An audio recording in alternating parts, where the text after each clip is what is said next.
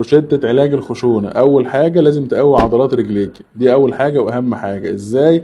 روحي العبي أي رياضة، روحي سباحة، روحي جيم، روحي لدكتور علاج طبيعي خليه يحفظك تمارين تقوية عضلات الركبتين واعمليها في البيت. تاني حاجة، في وزن زيادة قلليه على قد ما تقدر، أنا عارف إنك بتحاولي وياما حاولتي، حاولي كمان مسيرك توصلي.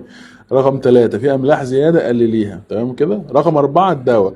يبقى لو الدواء وحده مش هتلاقي نتيجة كويسة، ولو اتحسنت يبقى مؤقت وترجعي تاني. عشان كده دايما الناس تقول الخشونة ملهاش علاج، لا، هو حضرتك اللي ما بتلتزمش، انما الخشونة لها علاج لو مشيت بالترتيب اللي قلنا عليه ده، اللي هو تمارين، تقليل الوزن، تقليل الاملاح، بعد كده يجي الدواء. طيب الدواء بقى عبارة عن ايه؟ عندك جوينتا، ده حبايه في اليوم، ممكن تبدليها بالاكياس زي الدولاجين، زي السي اتش الفا، زي الجينوفيل وومن، كلهم زي بعض.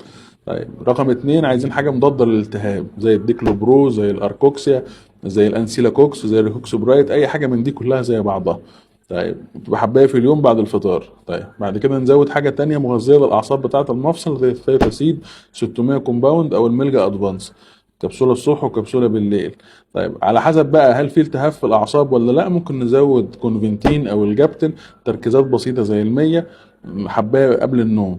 في شد في العضلات تزود اي مغنيسيوم، مغنيسيوم بلس كويس قوي، ليميتلس مغنيسيوم، كل دي حاجات كويسه قرص قبل النوم. طيب يبقى ده كده رقم 4 الدواء. اخر حاجه خالص حقن الركبه في الحالات المستعصيه، نحقن العيان. طيب الدرجه اللي بعدها التردد الحراري، وان كان حالاته قليله قوي، وانا بوعدك لو التزمت على الحاجات دي هتلاقي المفصل بيتحسن واحده واحده، بس محتاج منك شويه صبر.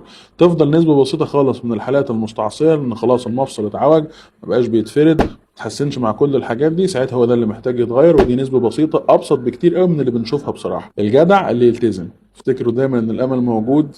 السلام عليكم.